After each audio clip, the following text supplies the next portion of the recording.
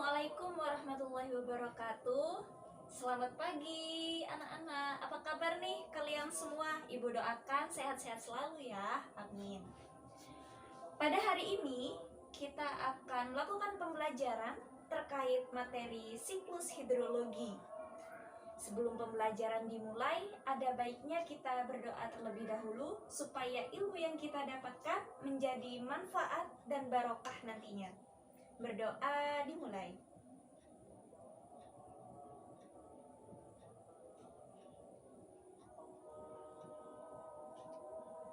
Ibu lanjutkan pada absensi ya anak-anak, supaya ibu tahu siapa yang hadir dan siapa yang izin pada hari ini.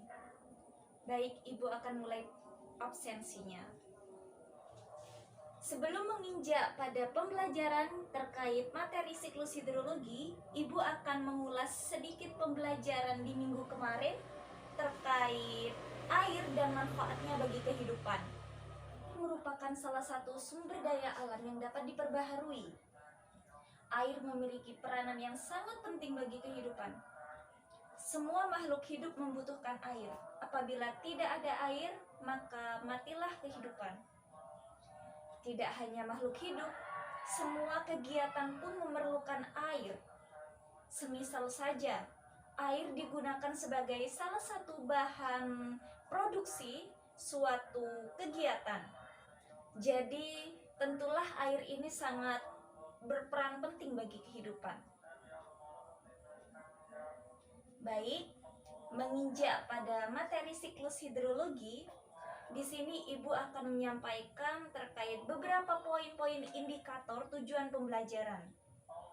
Yang pertama, indikator tujuan pembelajaran dalam siklus hidrologi ini yakni siswa dapat mengerti dan mampu memahami terkait apa itu pengertian siklus hidrologi. Yang kedua, siswa dapat memahami dan mengerti apa saja sih jenis-jenis dari siklus hidrologi. Yang ketiga, siswa mampu memahami dan mengerti apa saja komponen-komponen dari siklus hidrologi. Baik, setelah materi ibu jelaskan, nantinya akan terdapat beberapa evaluasi berupa pengerjaan soal, entah itu secara individu ataupun kelompok, yang mana tugasnya nanti dalam berbentuk permainan berupa permainan kartu soal. Pasti seru. Lalu evaluasi akhir yakni adanya tes berupa pilihan ganda, yang mana nilai tersebut akan ibu jadikan acuan terkait seberapa besar kalian mengerti terhadap materi ini. Baik, pada materi terkait siklus hidrologi, beberapa poin yang akan ibu sampaikan di sini terdapat 3 hal.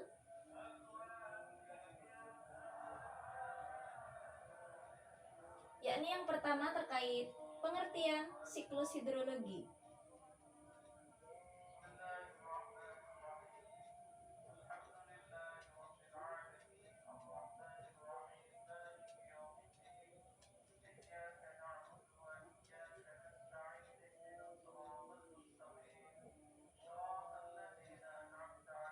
Jumlah air di muka bumi ini relatif tetap jumlahnya. Baik itu adanya bencana banjir, air akan selalu mengalami perputaran yang mana akan berbentuk siklus hidrologi ini. Siklus hidrologi merupakan perputaran air di mana dimulai dari penguapan air di laut yang nantinya akan turun menjadi hujan atau yang dinamakan presipitasi, yang mana turun ke permukaan bumi yang akan menjadi runoff. Bentuk air ini terdapat 3 macam. Ada yang berwujud cair. Cair ini biasanya air itu mengalir. Air mengalir bisa melalui sungai, danau, laut, atau muara. Ada yang berbentuk padat atau bongkahan, yakni terdapat di wilayah samudra atau atau biasa kita kenal sebagai bongkahan-bongkahan es. Yang ketiga yakni berupa uap. Uap ini yang nantinya akan mengalami kondensasi di langit dan akan turun menjadi hujan. 2/3 dari permukaan bumi kita yakni berupa air. Jadi tidak perlu resah apakah air itu akan berkurang atau bertambah jumlahnya. Karena adanya siklus hidrologi ini, air mengalami perputaran sehingga mungkin wujudnya yang akan berubah. Akan tetapi jumlahnya akan tetap sama karena mengalami siklus hidrologi atau perputaran hidrologi ini. Pembahasan yang kedua terkait jenis-jenis hidrologi. Mohon maaf, yang kedua yakni terkait jenis-jenis dari siklus hidrologi itu sendiri.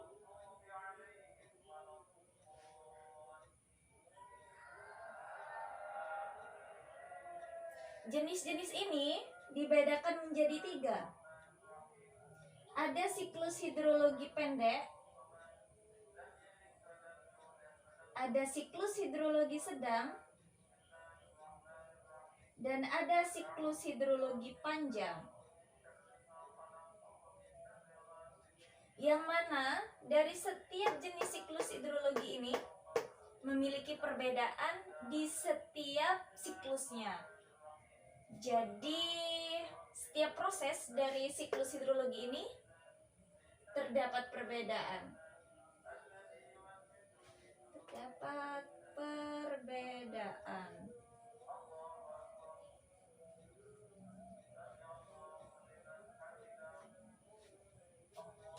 Pada siklus hidrologi yang pertama ini, yakni berjenis siklus hidrologi pendek, air akan mengalami penguapan yang mana air ini bisa berasal dari laut, sungai, ataupun danau.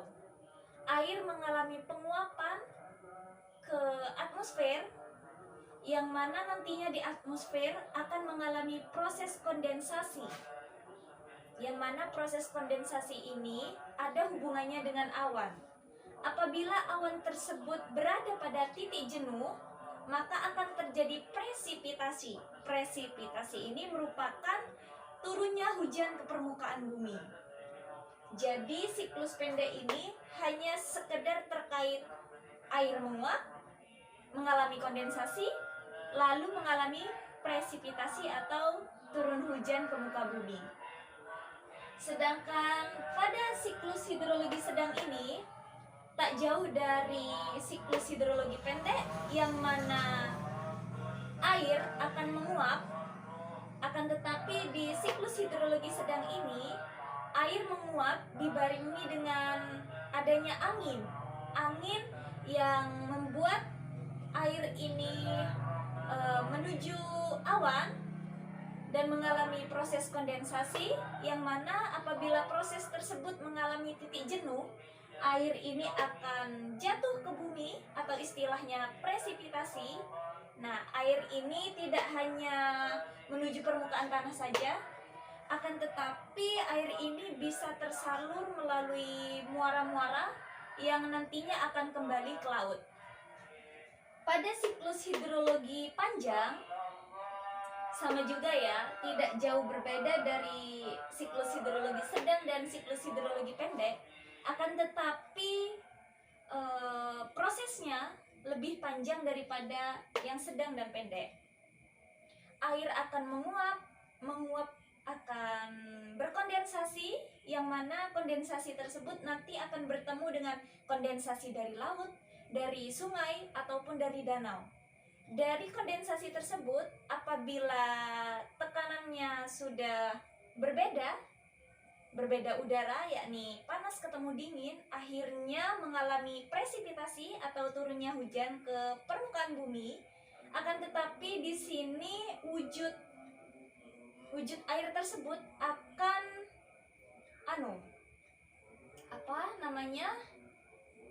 tidak berbentuk air, akan tetapi berbentuk bongkahan-bongkahan es, yang mana bongkahan-bongkahan es ini yang nantinya akan mencair dan mengalir menuju laut. Jadi satu arahnya menuju laut. Jadi seperti itu terkait jenis-jenis hidrologi, dimulai dari jenis hidrologi pendek, sedang, dan panjang. Tentunya ketiga jenis ini mengalami hal yang sama, akan tetapi prosesnya saja yang berbeda. Ada yang pendek, ada yang sedang, dan ada yang panjang. Materi selanjutnya yakni terkait komponen-komponen siklus hidrologi. Terdapat beberapa komponen siklus hidrologi, di antaranya ada transpirasi, intersepsi, evaporasi, evapotranspirasi, kondensasi, dan presipitasi. Baik, Ibu akan menjelaskan satu persatu terkait komponen-komponen berikut. Yang pertama yakni transpirasi. Transpirasi ini merupakan penguapan air melalui tumbuhan yang mana dilakukan oleh permukaan-permukaan daun yang faktornya berupa entah itu suhu, bisa jadi sinar matahari, kelembapan, dan lain-lain. Yang kedua terkait intersepsi.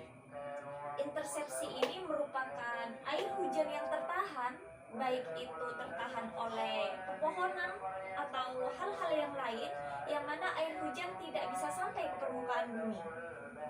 Yang ketiga yakni evaporasi. Evaporasi tersebut merupakan penguapan air, yang mana penguapan air ini terjadi di laut atau sungai atau danau.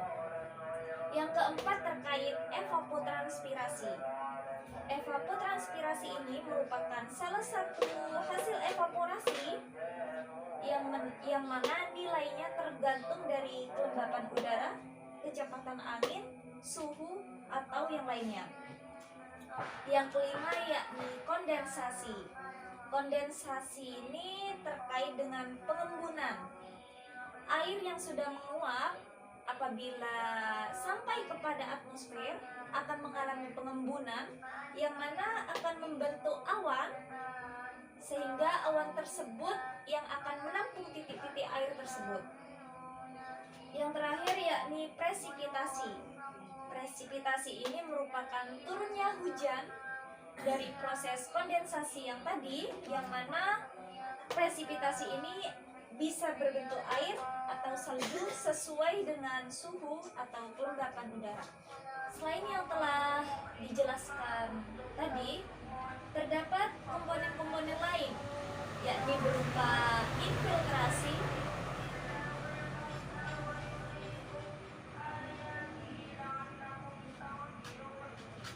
dan aliran permukaan atau yang biasa disebut dengan runoff. Infiltrasi ini merupakan penyerapan air, entah itu melalui pori-pori atau celah-celah di tanah, yang mana air akan ditampung oleh tanah tersebut. Selanjutnya, apabila tanah mengalami penjenuhan, air tersebut akan menggenang di permukaan sehingga dinamakan dengan aliran runoff atau aliran permukaan. Baik, sekian. Apakah ada yang perlu ditanyakan? Atau Ibu langsung membagikan soal?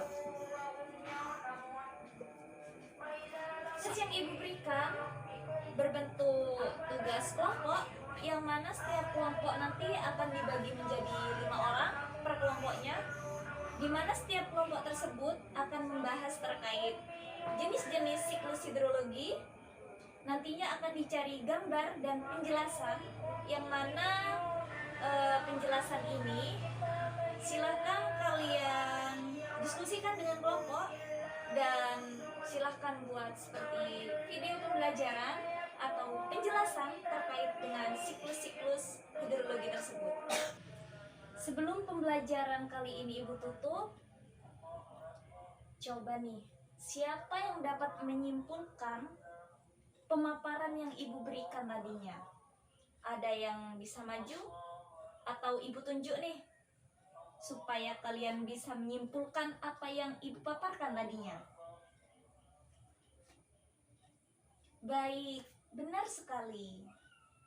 Jadi kesimpulan pada pembelajaran kali ini terkait siklus hidrologi yakni jumlah air tetap adanya dikarenakan ada suatu proses yang dinamakan siklus hidrologi. Siklus hidrologi memiliki jenis. Ini siklus hidrologi dibedakan menjadi 3, yakni siklus hidrologi pendek, siklus hidrologi sedang, dan siklus hidrologi panjang. Komponen-komponen yang terdapat dalam siklus hidrologi ini tentunya banyak sekali. Dimulai dari penguapan sampai adanya runoff di permukaan tanah. Baik, mungkin cukup sekian tugas yang ibu berikan tadinya. Dimohon untuk dikumpulkan pada pertemuan minggu depan, yang mana di pertemuan minggu depan tersebut kita akan beralih dari materi siklus hidrologi menuju pada materi terkait pedosfer atau tanah. Baik, ibu tutup. Sebelum ibu tutup, marilah kita berdoa karena supaya kita mendapatkan barokah ilmu yang mana akan kita terapkan nantinya di masa depan kita. Berdoa dipersilahkan.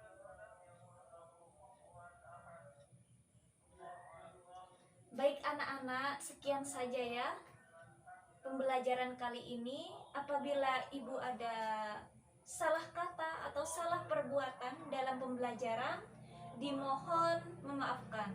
Terima kasih. Wassalamualaikum warahmatullahi wabarakatuh.